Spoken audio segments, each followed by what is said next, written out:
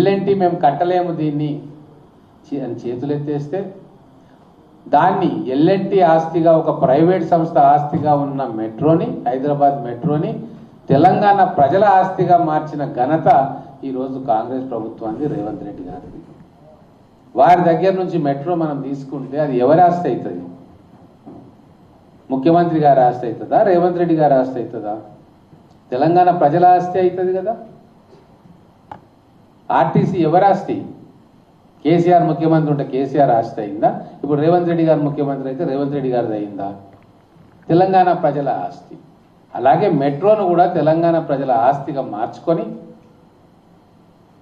వాళ్లకు ఒక నెగోషియేషన్ చేసి ఒక అమౌంట్ ఫిక్స్ చేసి మళ్ళీ రెండో దశ మెట్రో కోసం నిధుల సేకరణ కోసం ప్లాన్ చేస్తూ ఉన్నారు. దాన్ని కూడా సక్సెస్ఫుల్గా కంప్లీట్ చేసినాం. నీ ఆలోచనలో లేని, నీ ఊహకే తట్టని ఫైనాన్షియల్ మెకానిజంను ఆవిష్కరణ చేసి ఆ సమస్యకు ఒక శాశ్వత పరిష్కారాన్ని రేవంత్ రెడ్డి గారు కనుగొన్నారు.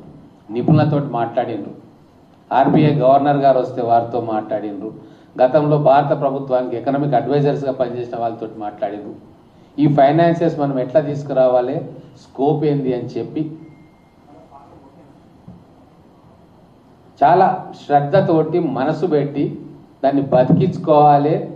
హైదరాబాద్ నగరంలో ఒక అద్భుతమైన మెట్రో ఉండాలి అని చెప్పి ఈ నగరం మీద, ఈ ప్రాంతం మీద ప్రేమతోటి ఎవరు దేశంలో చేయలేని ఒక కొత్త ఎక్స్పెరిమెంట్ సక్సెస్ఫుల్గా గ్రౌండ్ చేసిండు.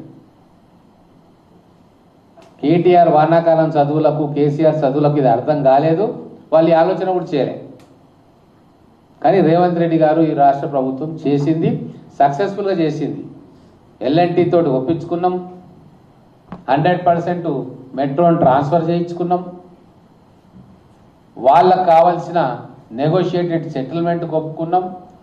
దానికి రాష్ట్ర ప్రభుత్వం నుంచి ఐఆర్ఎఫ్సి ద్వారా లోను కూడా ఒప్పందం చేసుకున్నాం. అది కూడా మీలాగా 9%, 10%, 11% ఇంట్రెస్ట్లో కాదు. అయ్యా కేటీఆర్ విను, 4% కంటే తక్కువ వడ్డీతోటి తెచ్చుకుంటున్నాం.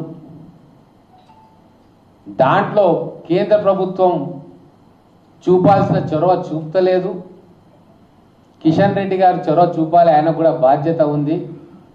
భారతీయ జనతా పార్టీ మిగతా నగరాల్లో మెట్రోకి శీఘ్రగతిన అనుమతులు ఇస్తే కాంగ్రెస్ పాలిత తెలంగాణ రాష్ట్రంలో మీరు ఎందుకు ఇవ్వట్లేదు? దేశంలో 6 మహానగరాల్లో హైదరాబాద్ ఒకటి కదా. హైదరాబాద్ గ్రోత్ ఇంజన్గా ఉంది. భారతదేశం వికసిత్ భారత్ కావాలంటే తెలంగాణ కూడా వికసిత్ తెలంగాణ కావాలా?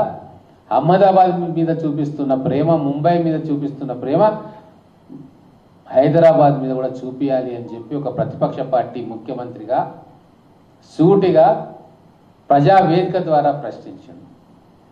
అంటే ఎక్కడ నిలదీయాలనో అక్కడ నిలదీసి వాళ్ళ బాధ్యతలను గుర్తు చేసి అసలైన ప్రజాస్వామ్యవాదిగా రేవంత్ రెడ్డి గారు ఉంటే బీజేపీ కూడా స్పందించింది.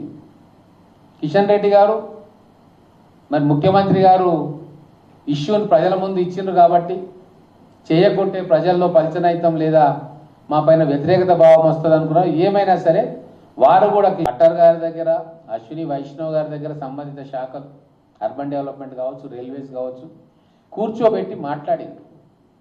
ఒక ఫెడరల్ స్ఫూర్తితోటి రాష్ట్ర ప్రభుత్వం ప్రజల ముందు పెట్టిన డిమాండు, ప్రజల అవసరాల గురించి చెప్పిన మాటలకు ఒక కేంద్ర మంత్రి స్పందించి కూర్చొని హైదరాబాద్కు, తెలంగాణకు, మెట్రోకు లాభమయ్యే విధంగా నెగోషియేషన్స్ చేస్తూ ఉన్నారు. దాన్ని కూడా ఓర్వలేని దౌర్భాగ్యమైన మానసిక పరిస్థితుల్లో కేటీఆర్ ఉంటే ఏం చేయాలి? ఎందుకు మీరు రాజకీయాలకు వచ్చిర్రు మాకు అర్థమైతలేదు. మొదలు ఎల్ఎన్టీ నుంచి మెట్రో తీసుకుంటామంటే అట్లెట్లా తీసుకుంటారు అనుకుంటా అప్పుడు విమర్శ చేస్తే, మెట్రో ఫేజ్ 2 చేస్తాము అంటే డబ్బులు ఎక్కడివి, ఏడికెళ్ళి తెస్తాం అని చెప్పి అక్కడ విమర్శ చేస్తే, మేము ఫైనాన్షియల్ క్లోజర్స్ చేసుకొని ఫైనాన్షియల్ ఇన్స్టిట్యూషన్స్ తోటి మాట్లాడుకొని అది ముందుకు పోతా ఉంటే రేవంత్ రెడ్డి బ్రదర్స్ కోసం మెట్రో తీసుకున్నాడు అంటే బుద్ధి ఉందా, తెలివి ఉందా కేటీఆర్? ఎల్ఎన్టీ సంస్థ నుంచి భూమి తెలంగాణ ప్రభుత్వానికి బదలాయింపు జరిగితే రేవంత్ రెడ్డి కుటుంబానికి ఏం సంబంధం అవుతుంది? వాళ్ళకేం లాభం అవుతుంది? తెలంగాణకు లాభం అయితే మాకు లాభం, నీకు లాభం, రేవంత్ రెడ్డి కుటుంబం కూడా లాభం.